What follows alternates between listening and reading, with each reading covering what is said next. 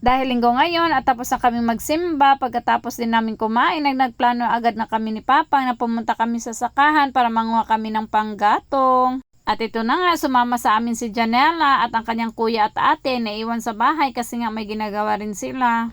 Kaya lang pagdating namin doon at gagamitin na ni Papa ang chinso, ayan naputol pala ang kadina at kailangan pa niyang ayusin mga kalabs. Buti na lang din at may gamit si Papang para maayos agad ang chinso kasi nga malaking gamit ito sa pagkuha namin ng panggatong mga kalabs. At ayan na nga, inumpisa na ni Papang ng patumbayin itong ipil-ipil na kahoy para maumpisa na namin ang pagkuha ng panggatong. At yan na nga, tumulong na ako kay Papang na manguha ng sanga para madali naming makuha yung talagang dadali namin sa bahay na panggatong mga kalabs. Sabi ni Papang, ang kukunin lang daw ay ang mga malalaking kahoy. At nasasayangan talaga ako mga kalabs kasi nga pwede pa naman itong panggatong ang mga maliliit. Kaya lang sabi niya ayaw niya yung mga maliliit. At naalala ko tuloy mga kalabs, nung maliit pa kami na nanguha lang talaga ako ng panggatong sa gilid ng aming bahay. Yung mga dingding ba kumbaga mga kalabs. Dahil ako ang panganay na babae noon mga kalabs, dapat madiskarte ako. Kahit hindi ako marunong nung magluto mga kalabs, nagluluto talaga ako para hindi kami magutuman kasi nga nagtatrabaho ang mama namin noon para may pangkain kami at para may pangbaon din kami sa eskwela mga kalabs. Nanguha lang naman kami ni Papang ng panggatong, ba't ang dami kong naisip mga kalabs. Bitaw mga kalabs, uy kung sa Bisaya pa nakainumdum yung taong ko sa mga among nagian sa una. Yun bang maalala ko talaga kahit panggatong wala kami mga kalabs, naiyak talaga ako. Kaya sabi ko talaga mga kalabs, ayaw ko talaga maranasan ng mga anak ko ang naranasan ko noon.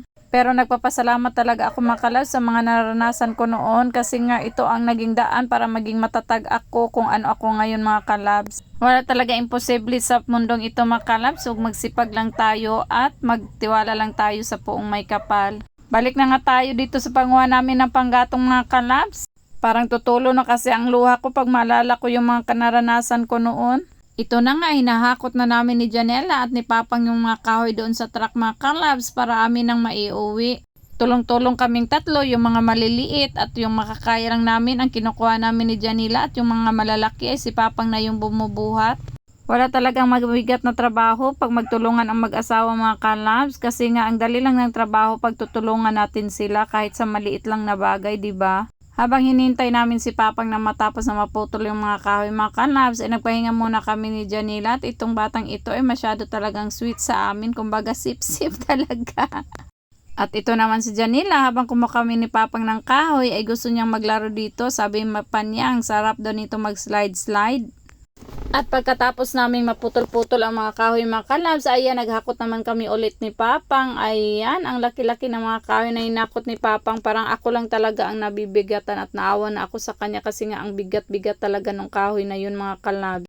At habang ako'y nakapanood kay Janela, binigyan niya rin ako ng bulaklak. Sabi pa niya, flowers for me, char. Talagang sweet talaga itong batang ito. Yan, nanguha siya, nakita niya kasi maraming bulaklak dyan sa mga damuhan mga kalabs. Natuwa tuloy ako kasi kahit ganyan ang bulaklak na binigyan niya mga kalabs, natuwa talaga ako sa ginawa ni Janela mga kalabs kasi nga siya talaga ang nagbigay sa akin ng bulaklak na ganyan. O diba Janela, good job anak, ipagpatuloy mo yan hanggang paglaki anak.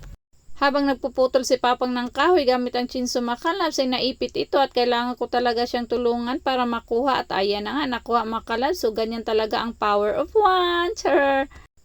At yan na nga, malapit na kaming matapos mga kalabs. Isang puno na lang ang tatapusin namin at kukuha namin ng mga dahon. At yan, nakita ko talaga ito mga kalabs habang nagbibideo ako. Kumuha na naman si Janela ng bulaklak para ibigay kay Papang. Ang sweet mo talaga anak.